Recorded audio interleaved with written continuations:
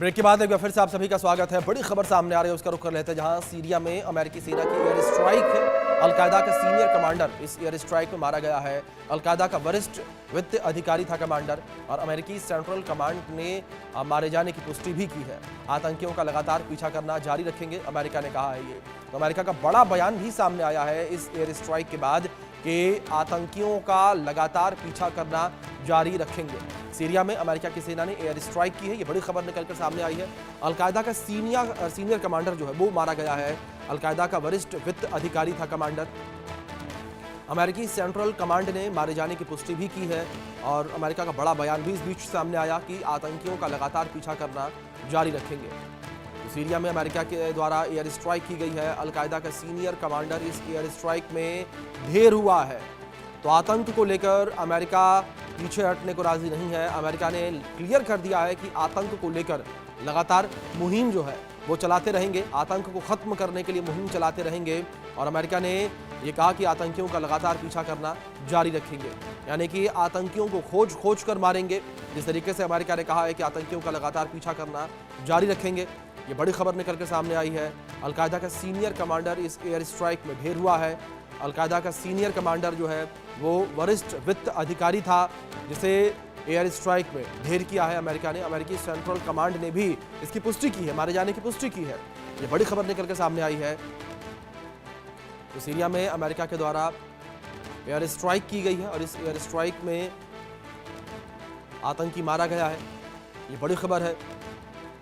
Senior commander मार गिराया गया है, और अलकायदा का सीनियर कमांडर इस एयर स्ट्राइक में मार गिराया गया। अलकायदा के फाइनेंस को काम को देखता था अमेरिकी सेंट्रल कमांड ने मारे जाने की पुष्टि भी की है। आतंकियों का लगातार पीछा करना जारी रखेंगे, ये कहा गया अमेरिका के द्वारा। अमेरिका ने क्लियर कर दिया है कि आतंकियों का पीछा लगातार जारी रहेगा, और आतंक के खात्मे के लिए अमेरिका लगातार प्रयासरत रहेगा, और लगातार अमेरिका जो है वो आतंक के खात्मे को लेकर काम करता रहेगा। ये बड़ी खबर है। तो आतंक को लेकर अमेरिका का ये बड़ा एक्शन देखने को मिला है। हमारे सहयोगी अजय जांडियाल जुड़ गए हैं, सीधे उनका रुख कर लेते हैं।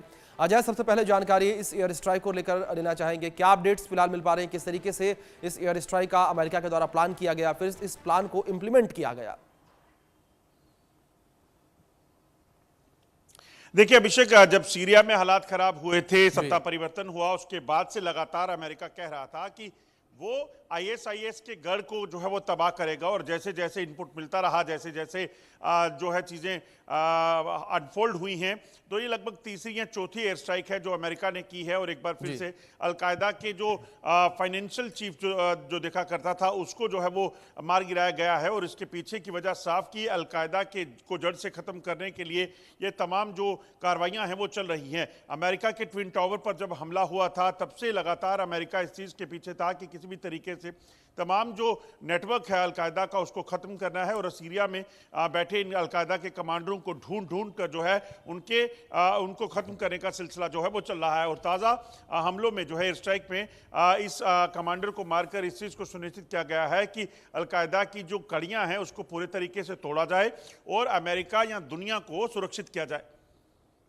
जी, जाहिर तौर पर। अजय, दूसरी ओर जिस तरीके से यहाँ पर एक कमांडर के मारे जाने की खबर सामने आ रही है, अलकायदा के कमांडर को मार गिराया गया है, अगर इस आतंकी को लेकर बात की जाए, किस तरीके से कौन कौन सी आतंकी गतिविधियों में शामिल था, किस तरीके से अमेरिका के ये वांटेड लिस्ट में शामिल था?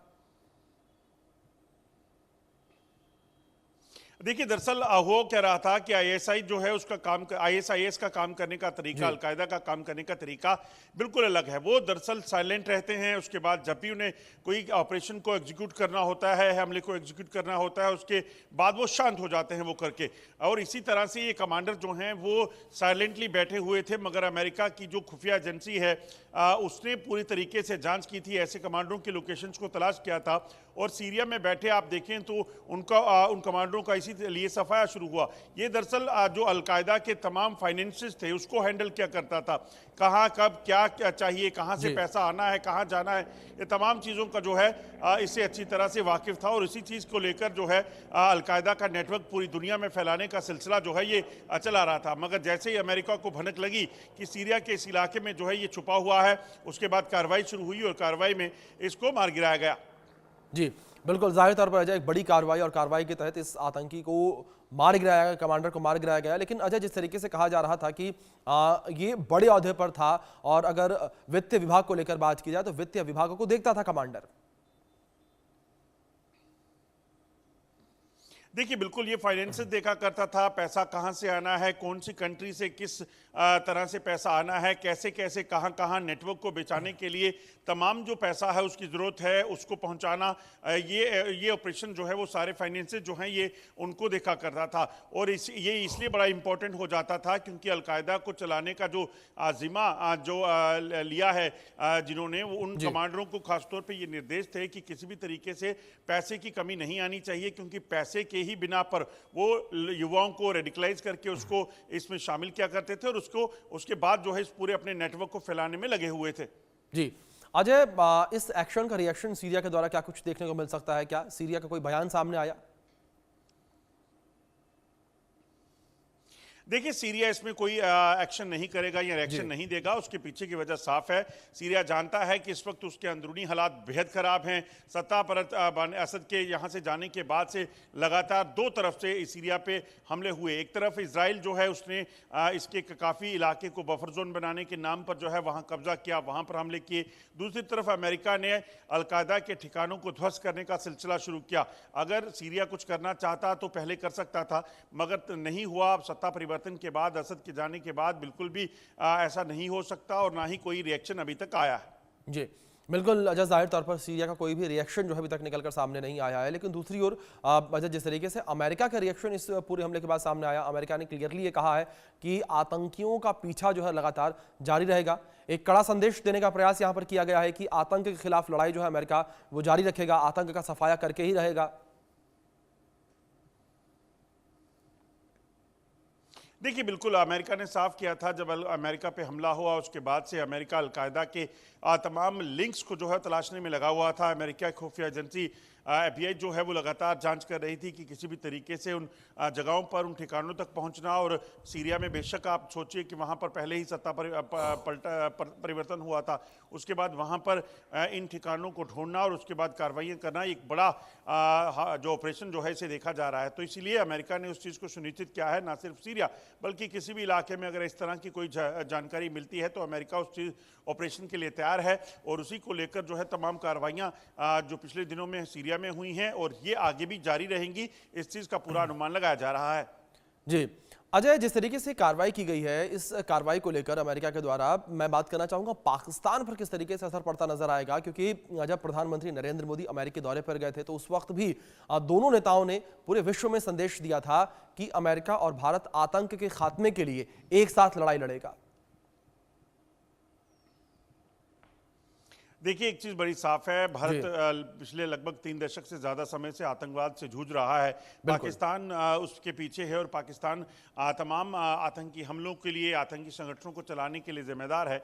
और इसी चीज़ को लेकर भारत कई बार दुनिया के सामने ये चीज़ रख चुका है और दुनिया जब तक इसे समझे वो बाद की बात है, मगर अमेरिका ने इस चीज़ को समझा है क्योंकि अमेरिका ने भी इन हमलों को झेला है। और उसी के बाद अमेरिका ने भारत की आवाज़ को और बुलंद करते हुए कहा कि भारत और अमेरिका जो है मिलकर आतंकवाद को कभी बर्दाश्त नहीं करेंगे, उसके खिलाफ कार्रवाई करेंगे। और दूसरी अहम चीज़, किसी भी तरह का ड्रग्स का जो नेक्सस इस वक्त दुनिया भर में फैल रहा है जिससे युवाओं की जान खतरे में बनी हुई है, उस नेटवर्क को ध्वस्त करने के लिए जो है वो काम करेंगे। तो भारत और अमेरिका की ये जो कॉम्बिनेशन है इस चीज़ को लेकर वो कहीं ना कहीं इफेक्टिव साबित होगा।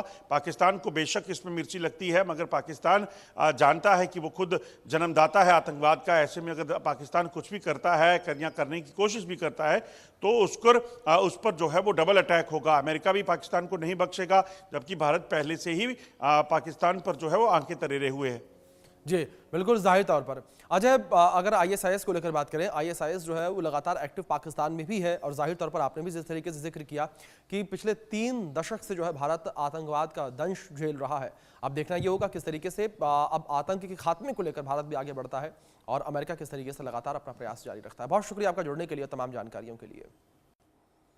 बड़ी खबर है दिल्ली से, जहां दिल्ली में नए सीएम को लेकर सस्पेंस बढ़ा हुआ है। आज होने वाली बीजेपी विधायक दल की बैठक अब टल गई है।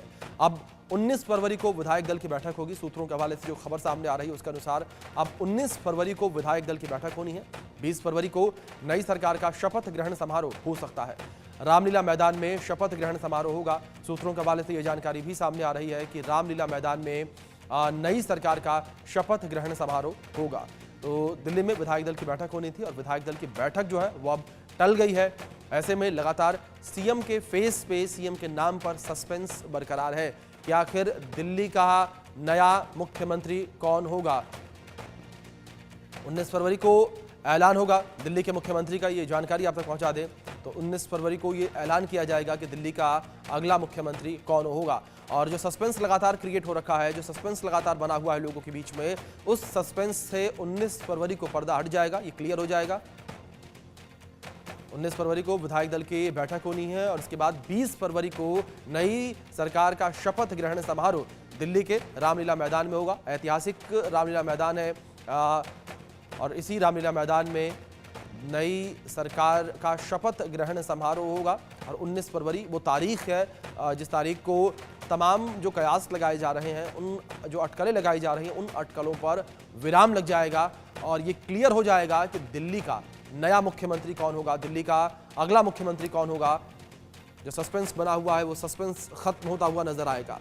तो आज होने वाली बीजेपी विधायक दल की बैठक जो है वो टल गई है और ऐसे में अब 19 फरवरी को विधायक दल की बैठक होगी और 20 फरवरी को नई सरकार का शपथ ग्रहण समारोह होगा। तो फिलहाल जो जानकारी सामने आ रही है उसके अनुसार